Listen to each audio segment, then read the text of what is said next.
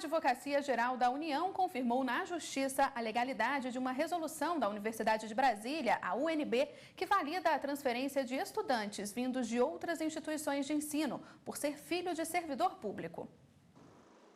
Mudar de cidade traz algumas dificuldades na vida de um jovem universitário. Uma delas, escolher a faculdade. A transferência requer o atendimento de várias normas legais do Conselho Nacional de Educação e outras da instituição de ensino escolhida. Mas a situação é ainda mais difícil quando envolvem mudanças em universidades públicas de outros países. A Lei 9.394 de 1996 e a 9.536 de 1997 dispõem alguns artigos sobre a transferência entre instituições de ensino. Os dois principais são aprovação em vestibular e compatibilidade de curso. Ou seja, o jovem só pode pedir transferência de universidade pública se já estiver em outra que também seja pública. O curso deve ser o mesmo. E outra exigência é que ele tenha sido aprovado no vestibular. Existem casos de jovens que estudam em faculdades privadas e, na mudança de cidade, solicitam a troca de curso em universidades federais. Estes casos são sempre vetados. Ainda dentro da Lei 9.536, os filhos de servidores públicos, civis e militares que são transferidos com os pais de municípios ou países têm o direito à transferência, mas de acordo também com a regulamentação das universidades. Estas regras são asseguradas pelas Procuradorias e a Advocacia Geral da União. Recentemente, o filho de uma servidora pediu a transferência da Universidade de Xangai, na China, para a Universidade de Brasília. Ele justificou que a mãe, que trabalha no Ministério de Relações Exteriores, havia terminado a missão na China e ela estava voltando para o Brasil. Neste caso, o pedido foi negado pela Universidade de Brasília porque o processo seletivo da Universidade de Xangai é diferente do daqui. Lá não tem vestibular, é apenas uma análise do currículo e da língua estrangeira. Para a AGU, a medida tomada pela UNB não teve qualquer ilegalidade. A AGU ainda confirmou na Justiça a legalidade da resolução da UNB que valida a transferência dos casos internacionais de transferência. Como o jovem não atendia ao requisito legal da transferência, ele não pode se matricular na UNB. O caso trouxe polêmica entre os estudantes. Ele precisa passar pelo processo mesmo que a gente, senão é muito injusto. Tipo, ele entrou assim só porque ele já estava na outra? Não. É como se eu tivesse uma particular e entrasse aqui direto? Não. Tem que passar o vestibular. O certo seria ele também passar numa prova, fazer uma prova, nem que seja uma prova diferenciada, mas passar numa prova para assumir uma vaga. Ruim, né? Porque tira as vagas nossas, dos próprios estudantes aqui de Brasília, muitos não têm condições nem de entrar, né?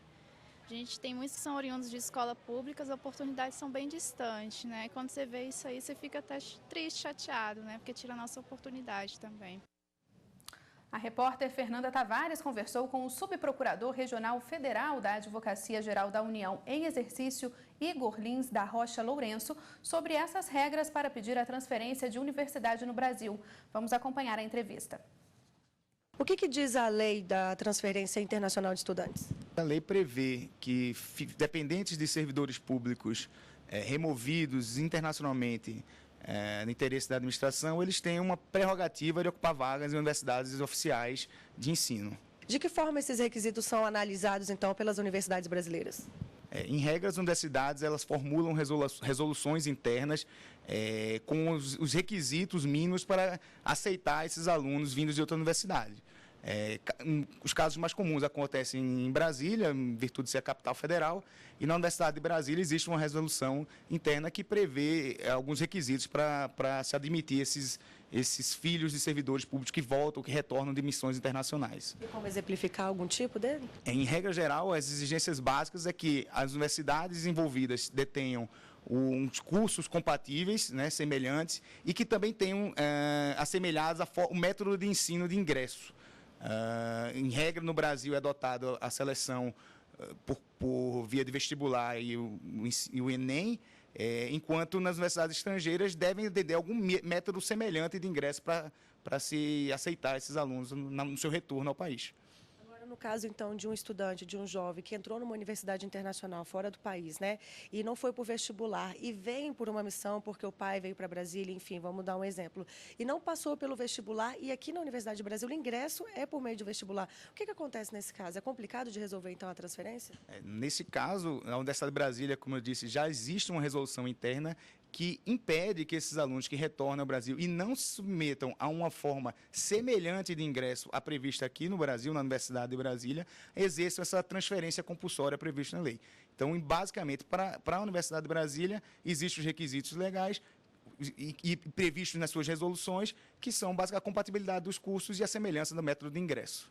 Então, esses casos desses jovens, né, da transferência, eles são analisados individualmente, né? Não tem uma regra específica geral, tem que ser, até mesmo porque tem que analisar cada história, a transferência.